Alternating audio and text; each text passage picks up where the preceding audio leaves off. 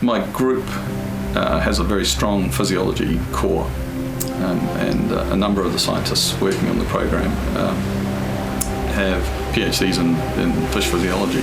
So there's a range of expertise within the group.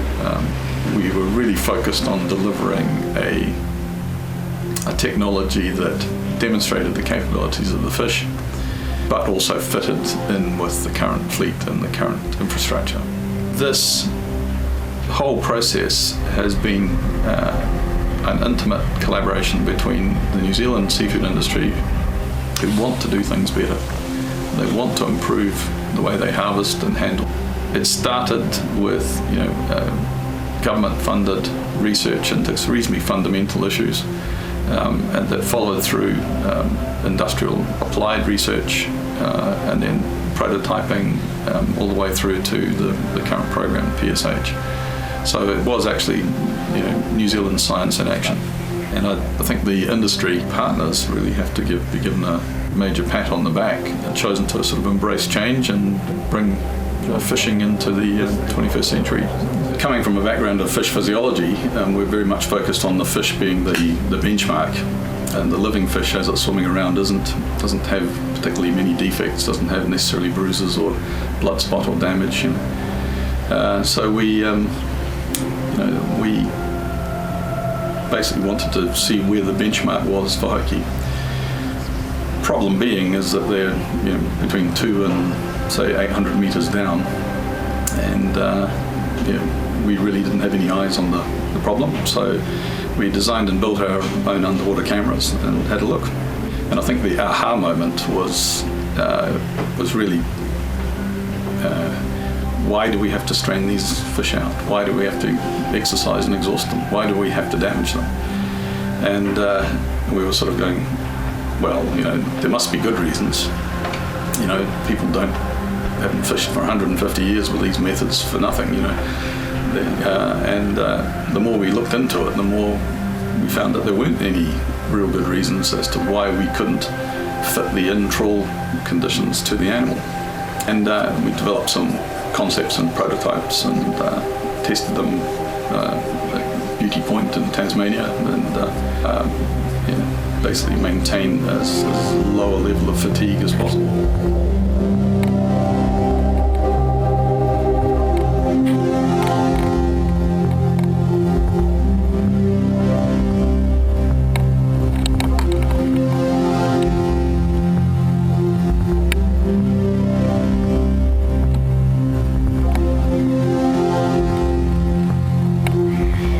We ended up showing that the juveniles and fish that were coming into the catch were actually being selected out.